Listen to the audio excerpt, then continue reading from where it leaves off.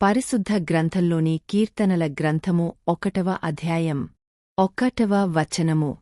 దుష్టుల సలహాలను పాటింపనివాడు, పాపుల మార్గమున నడువనివాడు, అపహాసకులు కూర్చుండు చోట కూర్చుండని నరుడు ధన్యుడు. 2వ వచనము.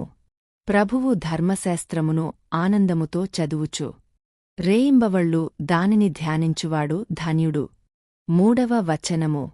అతడు ఏటి ఒడ్డున నాటగా సకాలమున పండ్లనిచ్చుచు ఆకులు వాడిపోని చెట్టువంటివాడు.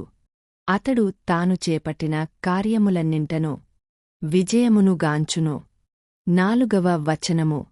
కాని దుర్మార్గులిట్టివారు కారు, వారు కళ్లమున గాలికెగరిపోవు పొట్టువంటివారు. 5వ వచనము. దుష్టులు దేవుని తీర్పుకు తట్టుకొని నిలువజాలరు, నీతిగల సభలో పాపులు నిలువజాలరు. 6వ వచనము. నీతిమంతుల మార్గము ప్రభువునకు తెలియును, దుష్టుల మార్గము నాశమునకు గురియగును. ఆమెన్.